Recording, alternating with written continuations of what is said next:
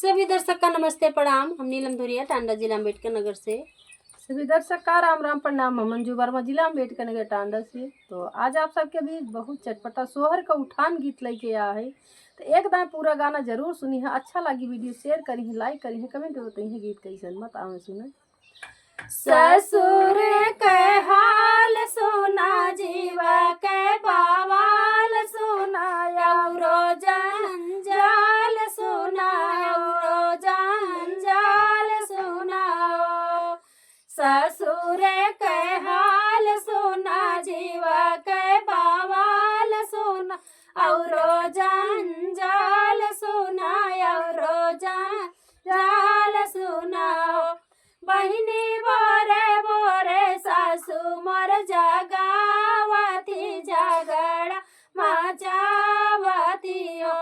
बहिनी बोरे बोरे सासू मोर उठावती, झगड़ा मचावती हो। गोतिन बोलाइली, सखियन का बोलाइली, अगने में बैठाइली, अगने में बैठाइली ओ। गोतिन बोलाइली, सखियन का बोलाइली, अगने में बैठाइली, अगने में बैठाइली ओ। बहिनी ने गावा में पियरी देखावती, आमा का सतावती हो। बहिनी में गावा में पियरी देखावती, आमा का सतावती हो। ससुरे के हाल सुना, जीवा के बवाल सुना, जीवा के बवाल सुना, औरो जंजाल सुना, औरो जंजाल सुनाओ। ससुरे के हाल सुना, जीवा के बवाल सुना, औरो जंजाल सुना, औरो जंजाल सुनाओ। बहिनी बोरे बोरे जेठानी उठावती, शोर मचावती हो।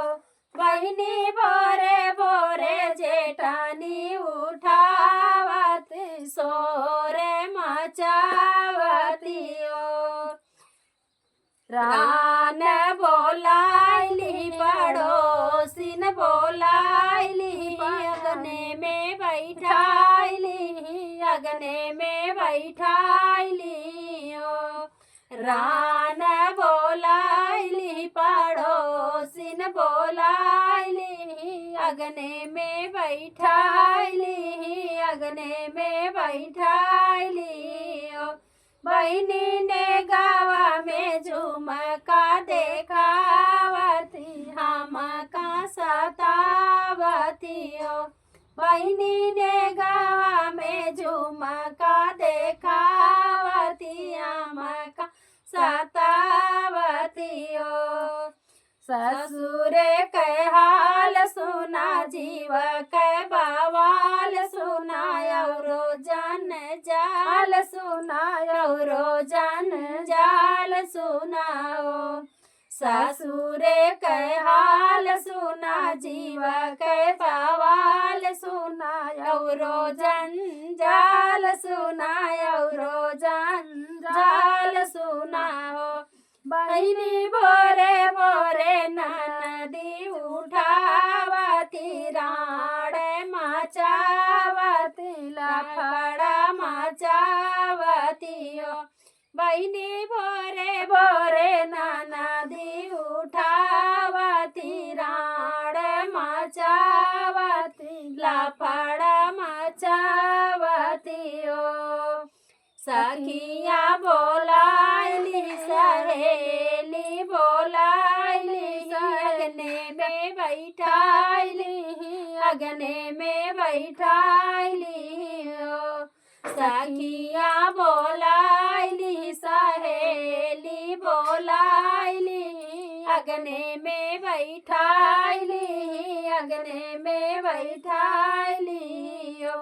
बहिनी हरवा में ने गावा